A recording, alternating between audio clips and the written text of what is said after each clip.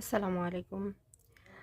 আজকের এই টপিকটা √4/3 minus √3/4 is equal to what.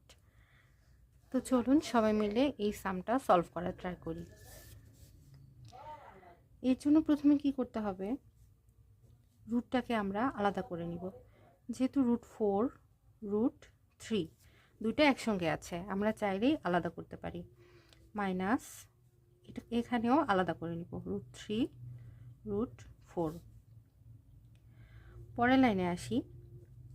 এখন চেষ্টা করব যে √4কে ছোট করা যায় কিনা।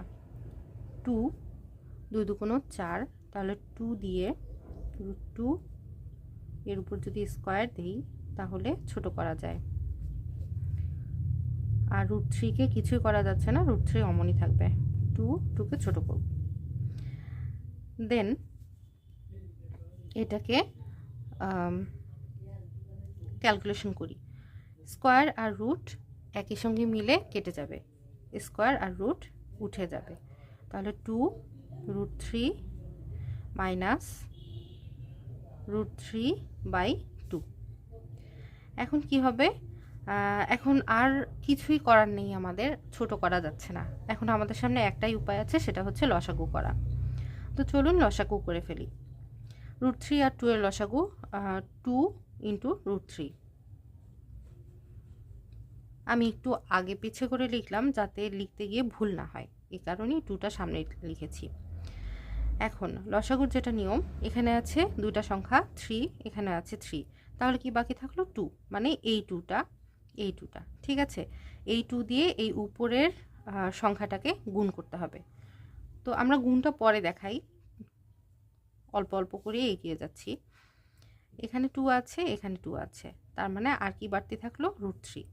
তাহলে √3 ইন্টু আর উপরে আছে √3, দুটো যেহেতু গুণ অবস্থায় আছে আমরা গুণ অবস্থায় দেখাচ্ছি।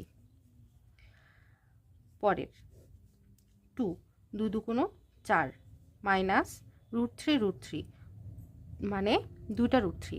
আমরা এক্স স্কোয়ার কীভাবে লিখি, একটু যদি এখানে দেখি, এক্স ইন্টু এক্স সমান কি হয়, এক্স স্কোয়ার হয়, তাই না?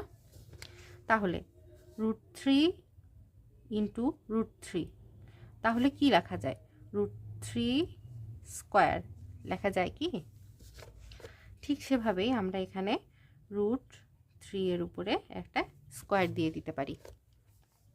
এরপর আসি 2√3 যা ছিল তাই, পরের সামে ক্যালকুলেশন করি।